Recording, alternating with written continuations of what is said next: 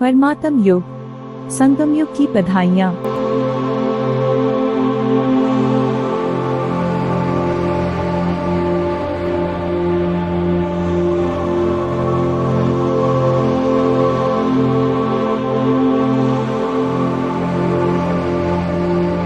हमें ऐसा बनाने वाले हमारे प्यारे बाबा को दिल से शुक्रिया।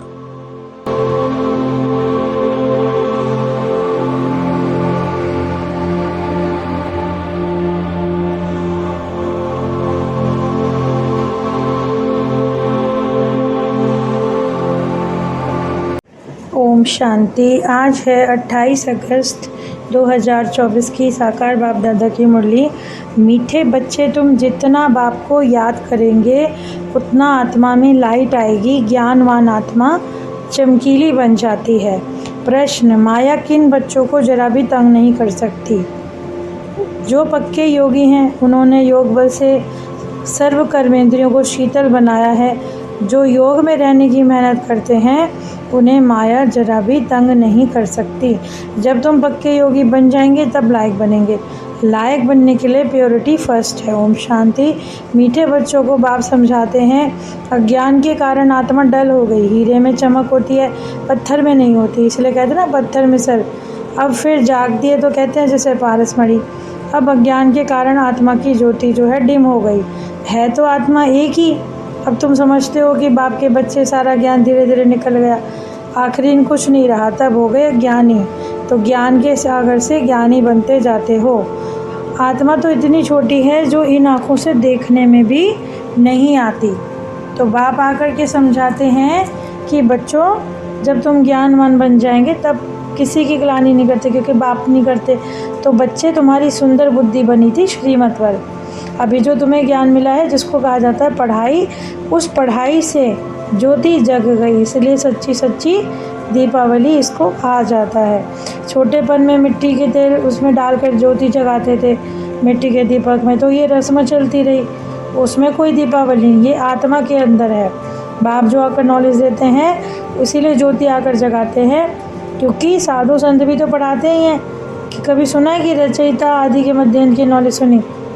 लेकिन बाप ने आकर देखो पढ़ाई तो उसे ज़रूर पढ़ना चाहिए। ढिंडोरा पीटते हैं कि आ रहा हूँ बाबा, अचानक ही आ जाते हैं। आवाज़ तक तो कर नहीं सकते जब उनको ऑर्गन ना मिले। आत्मा ऑर्गन के बगैर कुछ नहीं कर सकती। तो बच्चों को जब नॉलेज दी जाती है तो बाप के सिवाय कोई दे ना सके। जिनको बाप से नॉलेज मिलती है आते रहते हैं। आत्माओं और परमात्माओं का मेला एक ही बार संगम योग पर लगता है। बाकी तो घोर अंधियारे में है मनुष्य। समझते हैं 40,000 वर्ष बाद भगवान आएगा, जरूर ज्ञान देकर सदगति करेंगे। तो इसका मतलब अभी अज्ञानी तो हैं ही। भक्ति को ज्ञान नहीं कहा जाता। आत्मा में ज्ञान नहीं है, लेकिन डल बुद्धि होने के कारण समझते हैं कि भक्ति ज्ञान है। एक तरफ कहते हैं ज्ञान सूर्य प्रगटा।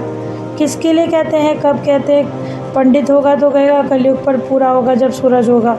तो ये बातें बाप ही समझाते हैं। बच्चे भी नंबरवार हैं। अब तुम जानते हो कि बेहद का बाप पढ़ाने आया है। उनसे योग भी सीखकर याद से विक्रम विनाश करने हैं। जो कि बाप कहते हैं, संगम पर आकर शरीर का आधार लेता हूँ। गीता में भी तो अक्षर है, शास्त्र का नाम नहीं लेते। भगवान तो निराकार है, वह निराकारी दुनिया में रहते हैं। सूक्ष्मतन को दुनिया नहीं कहा जाता। आत्माओं की दुनिया मतलब निराकारी दुनिया में जब आत्माएं छोटी छोटी हैं, फिर पाठ बजाने आती हैं। वे शास्त्रों में कहा जाता है। तो भक्ति तो ज्ञान नहीं है। इन्होंने बहुत गुरु किए, घर बार तो कोई छोड़ ना सके। बाबा कहते हैं जंगल में जाकर रहते हो, फिर घर बार याद आ गया। तो कई लोगों का देखा भी हुआ है कि वानप्रस्थ में जब जाते हैं, जब बड़ी आयु हो जाती है। अब तुम्हारा तो है योग बल से अपनी कर्मेंद्रियों को वश में करना। जब कर्मेंद्रियां वश में होंगी तभी योग में पक्के होंगे। इसी में मेहनत है। इसीलिए तो छीछी दुनिया से निकालने के लिए बाप आते हैं। माया तुमको नालायक बनाती है और बाप लायक। उसके लिए प्योरिटी फर्स्ट है। गाते भी हैं, हम पतित बन गए, हमको आकर पावन बनाओ। तो बाबा भी कहते हैं, अमृत छोड़ विष खाए को खाए। यदि जो आदि मध्य अंत देते हैं तो उसको भी छोड़ो। ड्रामा में भी नूंद है। अब आत्मा जब पवित्र होती है तो वहाँ पे आयु भी अच्छी मिलती है, हेल्थ वेल्थ हैप्पीनेस भी होती है। तो ये सब भी तुम बोर्ड पर लिखकर बता सकते हो कि आत्मा कैसे 84 जन्म लेकर पूरा चक्र करती है। सिर्फ कहते ही तो हैं बाबा कि याद करो तो पावन बन जाएंगे। 84 जन्मों का चक्र जानकर बाप से वर्षा लेना है, परंतु पढ़ाई है। तुमको कहा जाता है स्वतंत्र चक्रधारी।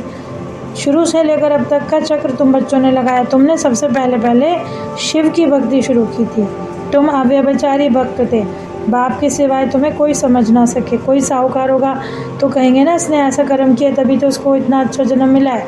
तो बाप बैठ समझाते हैं कि तुम्हें फर्स्ट नंबर में आना है तो राजयोग सीखकर कर्म अकर्म और विकर्म की गुहे गति को जानकर अब इस रावण राज्य में योग बल से पवित्र बनना है। उसके लिए फिर पवित्र दुनिया भी चाहिए, जिस पवित्र दुनिया के तुम मालिक बनते हो। ये किसने सिखाया? ऊंचे तो ऊंचे परमपिता परमात्मा ने। इसीलिए उन्हें कहा जाता है नॉलेजफुल। ये बातें वही समझ सकते हैं जिन्होंने शुरू से शिव की भक्ति की होगी। अब उन्होंने ये पद कैसे पाया? तुम 84 की कहानी बताओ।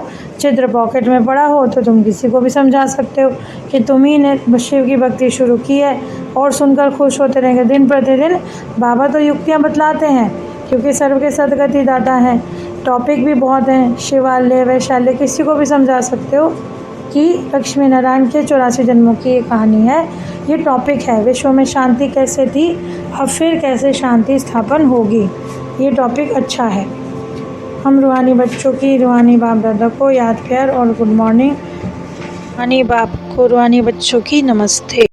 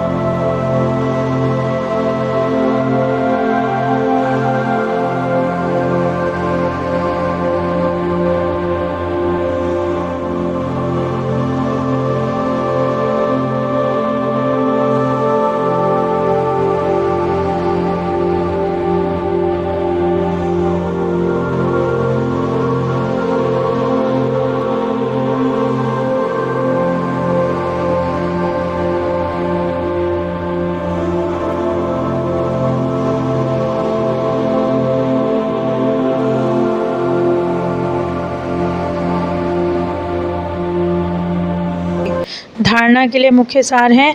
अब उत्तम पुरुष बनने के लिए याग के बल से आत्मा को पवित्र बनाना है, कर्मेंद्रियों से विकर्म नहीं करने हैं, ज्ञानवान बनकर आत्माओं को सुजाग करने की सेवा करनी है, आत्मा रूपी ज्योति में ज्ञान योग का घृत डालना है, श्रीमत पर बुद्धि को स्वच्छ बनाना है।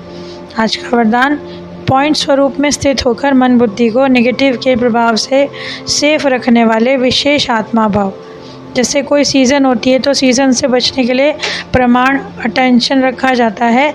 बारिश आएगी तो छाते रेनकोट आदि का अटेंशन रखेंगे, सर्दी आएगी तो गर्म कपड़े। ऐसे वर्तमान समय मन बुद्धि में नेगेटिव भाव उत्पन्न करने वाले विशेष कार्य मारा कर रही है, इसलिए सेफ्टी के साधन अपनाओ।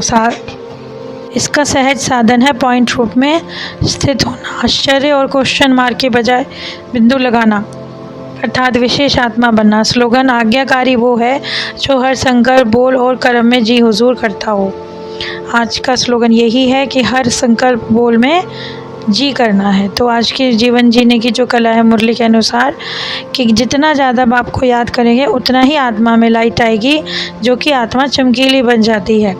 और फिर माया उन बच्चों को तंग भी नहीं करती जो योग बल से अपनी कर्मेंद्रियों को शीतल करते हैं, यानी कि अपने आप को श्रीमत प्रमाण चलाते हैं और उसी अनुसार जिस तरह से बताया जाता है उस तरह से राजयोग की पढ़ाई पढ़कर आचरण करते हैं। तो कर्मेंद्रियों को वश करना है, योग बल से अपने आप को पवित्र बनाना है, और जो हमारे कर्मों का हिसाब किताब है वो भी हमें इसी समय चुकता करना है। तो अब उत्तम पुरुष बनना भी है तो विक्रम भी आगे नहीं करने। यदि ज्ञानवान आत्मा बनना है तो उसमें अपनी आत्मा रूपी ज्योति में ज्ञान का घृत डालना है। इसी अनुसार बाबा ने समझाया कि मन बुद्धि को सेफ रखना है। तो आज की मुरली के लिए बाबा का पद्मापदम शुक्रिया। ओम शांति।